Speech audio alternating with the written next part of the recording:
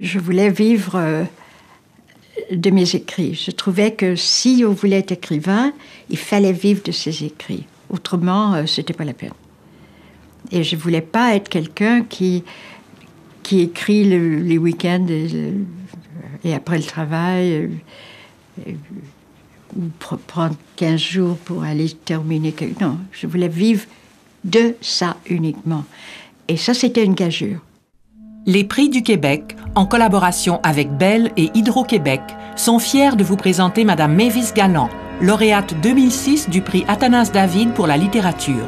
Cet extrait est tiré d'un portrait documentaire réalisé par Stéphane Bureau dans le cadre de la série télévisée Contact, l'encyclopédie de la création.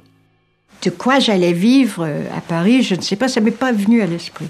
J'avais certainement plus que quand je suis arrivée de New York à Montréal, où j'avais pratiquement rien. Mais je pensais que je devais faire ça, devrait être décidé à 30 ans. Donc je suis partie, je venais d'avoir 28 ans, et je suis allée à Paris. Pourquoi on m'a placée au couvent à 4 ans, je ne sais pas. Si je savais ça, je saurais pourquoi la Terre tourne, et tous les mystères. Mettons que j'aurais eu l'éducation de beaucoup de personnes que j'ai connues. J'aurais été comme n'importe quel autre anglo-canadien incapable de m'exprimer. Mes sentiments, je veux dire.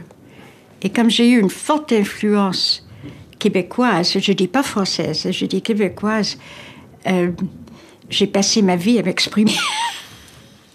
La littérature, c'est les personnages.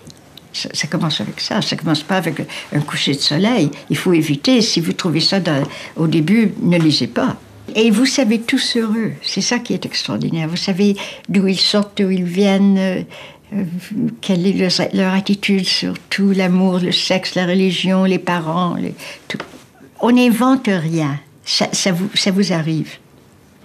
Ça vous arrive comme un rêve vous arrive. Le début vient très rapidement. Et à n'importe quel moment, vous pouvez être en train de vous brosser les dents et cette idée viendrait avec les personnages, avec tout. Vous laissez tomber tout. Car si vous n'écrivez pas tout de suite ce qui vous est passé dans la tête, vous le perdez.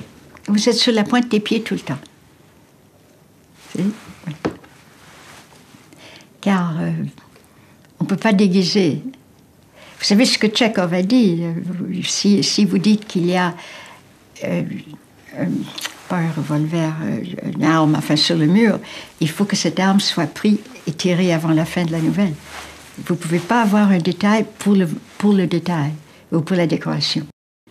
Jusqu'à à peu près 96, je croyais que j'avais le désir d'écrire, plus que tout, mais que je n'avais pas la capacité. Et rien me plaisait, ce que je faisais. Et la critique m'a rassurée pour la première fois.